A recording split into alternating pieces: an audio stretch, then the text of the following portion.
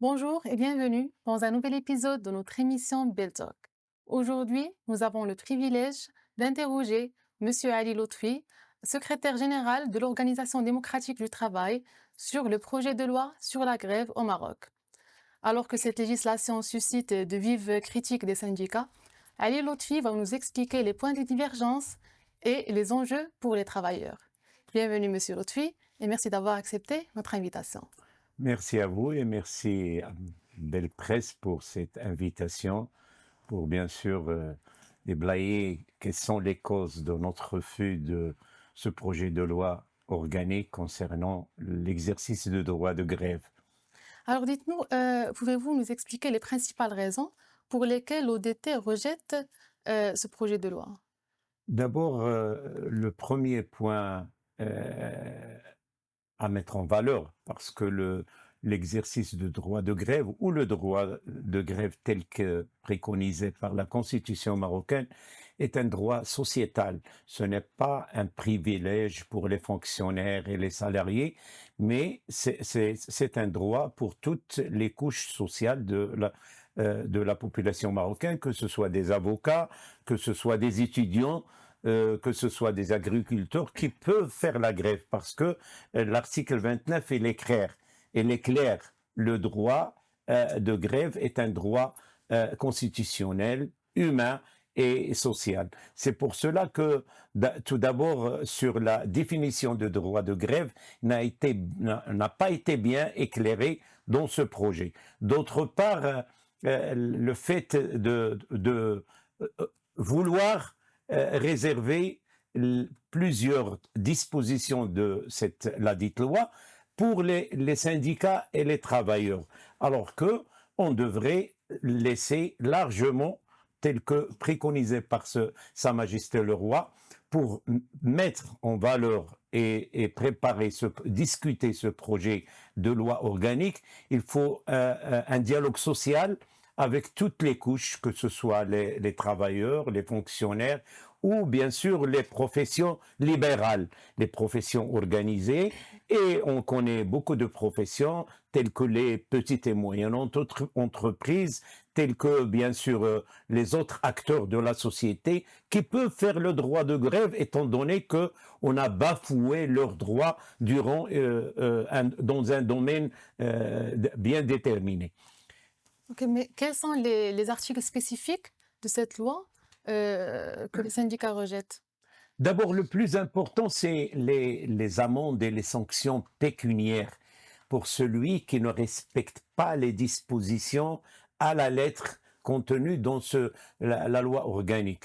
Et cela là, on dit à Monsieur le ministre que, si vous voulez, c'est un domaine de la justice et non pas le domaine d'une loi organique, parce que d'abord les sanctions, on peut les trouver dans le Code du travail pour les salariés lorsqu'ils font des irrégularités inacceptables.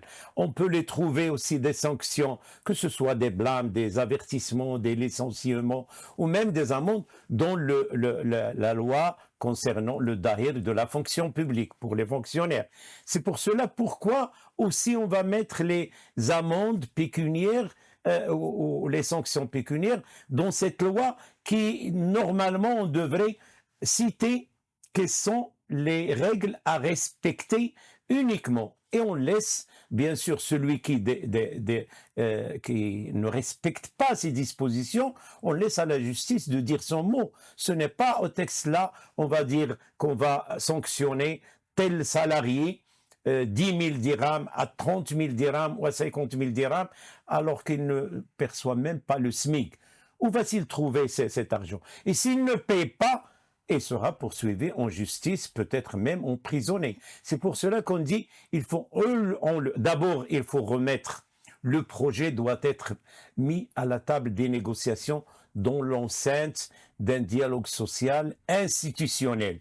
Monsieur le ministre ne frappe chaque jour de ce mot institutionnel. Donc, dans la gestion de ce dossier, on ne voit pas un dialogue institutionnel. C'est pour cela qu'il a voulu travailler, faire cavalier seul, travailler tout seul. D'abord, c'est un projet unilatéral. Ce n'est pas un projet préparé avec les différentes couches des professions ou de la société. C'est lui qui a préparé ce dossier. Il a fait des changements à sa manière en consultant certains syndicats et certains partis politiques au niveau du Parlement. Alors que nous avons beaucoup de syndicats, beaucoup de partis politiques et aussi des associations de la société civile qui sont en dehors du Parlement. C'est pour cela qu'on dit c'est un dossier, si vous voulez, c'est un projet de loi ou loi organique. Il est anticonstitutionnel, antidémocratique et antisocial. Et la réponse des centrales syndicales d'observer, de faire un débrayage, ça veut dire d'annoncer une grève générale la semaine dernière, le 4 et le 5. Et si vous voulez, c'est une réponse à ce ministre-là qui a voulu travailler seul et nous imposer un projet de loi organique qui va bien sûr bloquer un droit reconnu sur le plan international, que c'est un droit pour toutes les couches, que ce soit des travailleurs.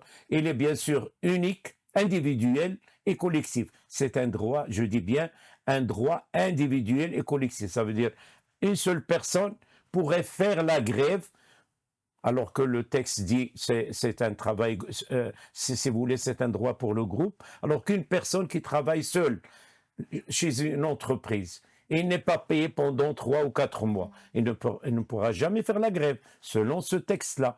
Alors que le Conseil constitutionnel français a précisé, selon une demande des centrales syndicales, que c'est un droit individuel et collectif. Ça veut dire une seule personne ou 2 personnes pourraient réclamer et faire un grève. D'autre part, le Maroc n'a pas ratifié un certain nombre de conventions, telles que la Convention 87, 98 et 151. Donc le Maroc, s'il n'a pas ratifié ces conventions, pourquoi on parle que le projet de loi organique va en parallèle avec les droits reconnus sur le plan international? Ce n'est pas vrai, étant donné que le Maroc n'a pas encore ratifié ces conventions. Mais vous ne pensez pas que les syndicats ont leur part de responsabilité dans l'absence d'un cadre légal depuis des années? Ce ne sont pas les centrales syndicales qui sont responsables, mais Ont leur beaucoup, part de responsabilité. mais beaucoup plus, si vous voulez, c'est une vision et une approche politique adoptée par tous les gouvernements depuis la Constitution de 1962 jusqu'à aujourd'hui. Ça veut dire que le droit de grève était accepté. Bien sûr, il est inséré dans toutes les constitutions qu'a connues le Maroc depuis 1962. Ça veut dire 65 ans. Et ces gouvernements-là avaient une approche démocratique, sociale, et ils ne veulent pas envenimer la situation sociale au Maroc. Ils veulent une stabilité sociale. Et bien sûr, je pourrais dire que les syndicats, lorsqu'ils annoncent une grève, ils n'ont pas besoin de ce texte pour respecter certaines règles. Par exemple, nous, à la santé, lorsqu'on fait la grève dans le secteur de la santé, on ne ferme pas les hôpitaux. Ça veut dire on organise nous-mêmes la garde, ça veut dire les gens qui vont la garde pour garder ce qu'on appelle le service minimum. Et les gens qui restent, qui font le travail, vont mettre une bombe dans le... Ça veut dire qu'on n'a pas besoin de ce texte-là pour nous dire qu'on doit garantir le service minimum. On le fait depuis des années, depuis la création des centrales syndicales, 1955, l'UMT, puis la CDT en 1978, et bien sûr d'autres syndicats. Lorsqu'ils font les grèves dans les secteurs sensibles, on respecte les règles de service minimum, même dans les autres. Par exemple, il y a d'autres catégories de personnes qui sont interdites de créer des syndicats. Ils n'ont pas le droit de grève, tels que les porteurs d'armes. Donc, ils n'ont pas. Alors que dans le secteur de la santé, les urgences, fonctionnent, les réanimations, et tous les services, il y a des médecins et des infirmiers et infirmières qui font leur garde avec un brassard dans leur, comme quoi ils sont grévistes. Mais on garde le service minimum. Ce n'est pas le texte qui va nous renseigner aujourd'hui comment on va travailler. Ça veut dire que les centrales syndicales sont conscients, responsables. Même le dernier, si vous voulez, le dernier débrayage, il était fait dans des conditions de responsabilité, d'un esprit de travailleur et de conscience. On n'a pas cassé des machines, on n'a pas laissé les malades mourir. Bien sûr, dans certains secteurs, c'est l'arrêt total du travail, mais qui n'a pas un impact sur l'être humain. Bien sûr, l'impact financier, il y en a, et c'est ça la grève. C'est pour cela que les entreprises ont peur des grèves, parce que leur impact sur la production de leurs produits, s'ils ont bien sûr des conventions avec d'autres sociétés à l'étranger, ils devraient présenter le produit au moment opportun. Peut-être il y aurait du retard, et c'est ça l'impact financier aussi. Alors, certains estiment que les syndicats attendent toujours la dernière minute pour contester un projet de loi, au lieu de proposer des alternatives concrètes en amont. Qu'en pensez-vous? Je dis bien que la responsabilité de la mise en application, euh, en discussion de ce projet de loi organique, c'est, si vous voulez, avec le rythme avec lequel il a été proposé le gouvernement, la responsabilité gouvernementale, ça veut dire la majorité gouvernementale, a essayé de faire très vite pour faire passer ce projet de loi. Je crois que c'est nuisible à la stabilité sociale au Maroc. Parce que le ministre, inconsciemment, peut-être il n'est pas peut-être bien préparé sur le plan politique, il pense uniquement à sa personnalité, comme quoi, et depuis 1962 jusqu'à 2025, lui, il a ce pouvoir-là de faire pousser un projet malgré qu'il est anticonstitutionnel. Donc la responsabilité n'est pas si vous voulez, on n'incombe pas aux centrales syndicales, mais au gouvernement et particulièrement à ce ministre-là. D'accord. Alors, vous exigez un droit de grève sans restriction, mais comment justifiez-vous cela face aux citoyens dont les services sont paralysés? Moi, je l'ai dit, nous sommes déjà habitués, nous avons une culture de faire des grèves, de grève sectorielle et de la grève générale. Nous avons une culture où on respecte les règles générales, on fait des préavis, on informe les responsables gouvernementaux. Si on fait une grève dans le secteur de l'enseignement, le ministre est informé une semaine avant ou peut-être 10 jours avant. Dans le secteur de la santé, on a fait des grèves. Des grèves multiples, on informe le département avant. S'il appelle à une négociation et de trouver une entente, on annule les grèves. D'autre part, si même on fait ces grèves-là, on garde toujours le respect du service minimum. Ça veut dire l'impact sur la vie des personnes, qu'elles soient malades ou autres. Non, on ne les met pas en danger parce que c'est la grève, toujours on respecte certaines règles humaines, règles des procédures que tout le monde connaît, et c'est une culture chez les syndicats.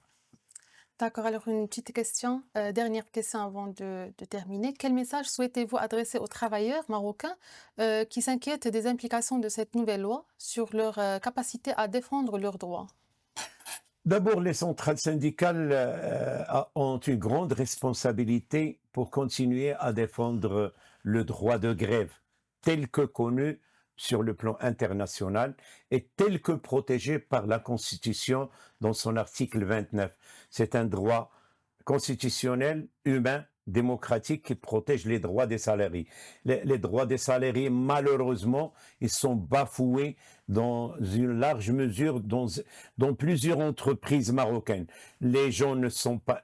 Même ce ministre-là a dit que 1 200 000 salariés inscrits à la Caisse nationale de la sécurité sociale ne perçoivent pas le SMIC social, le SMIC, le salaire de base. Et alors, qu'est-ce qu'il a fait? Il n'a rien fait parce qu'il doit imposer à ces entreprises qui embauchent ses salariés au moins de respecter le SMIC. Le SMIC, c'est quoi? C'est 3000 dirhams. Avec la flambée des prix aujourd'hui, 3000 dirhams est suffisant. Avec le chômage des jeunes aujourd'hui, qu'est-ce qu'il va faire? Le SMAG, il est à 2500 dirhams, ça veut dire les gens qui travaillent dans l'agriculture. Est-ce qu'avec ce SMIG-là, ce salaire-là, avec la flambée des prix, et d'une façon étonnante, et galopante, et ça veut dire inacceptable, le pouvoir d'achat même des salariés avec des salaires très élevés aujourd'hui trouve des difficultés et nous sommes à l'approche du mois de Ramadan sacré. Comment cette population-là va pouvoir bien sûr être en mesure de voir ce panier alimentaire, comment peut-elle nourrir ses enfants avec bien sûr certaines maladies qui se propagent aujourd'hui telles que la rougeole. La rougeole, c'est la cause qui exacerbe la maladie, c'est la malnutrition. Pourquoi il y a là la malnutrition? La malnutrition, c'est à cause de la flambée des prix des denrées de première nécessité. C'est pour cela que la responsabilité aujourd'hui des centrales syndicales, c'est de continuer à militer, mais on a une voix très importante, constitutionnelle. On doit bien sûr aller au Conseil constitutionnel. On sait très bien qu'il a des compétences sur le plan, bien sûr, de justice, qui vont rendre justice aux syndicats qui réclament l'annulation de ce projet. Merci beaucoup, Monsieur Lotfi. C'est la fin de notre épisode aujourd'hui. Est-ce que vous aimeriez ajouter quelque chose? Rien que vous remercier parce que ce que le ministre a oublié, c'est d'ouvrir un débat sociétal avec la presse nationale.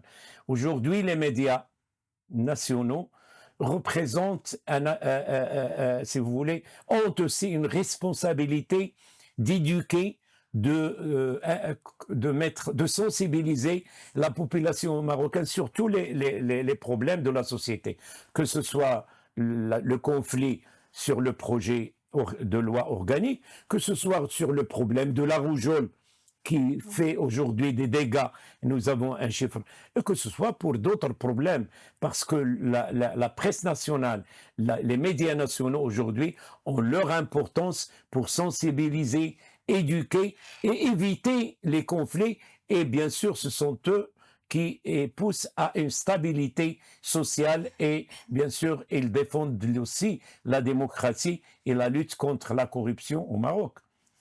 Merci, Monsieur Lotfi, pour vos éclairages. Le débat autour de ce projet de loi reste vif et soulève des interrogations majeures sur l'équilibre entre le droit des travailleurs et les impératifs économiques.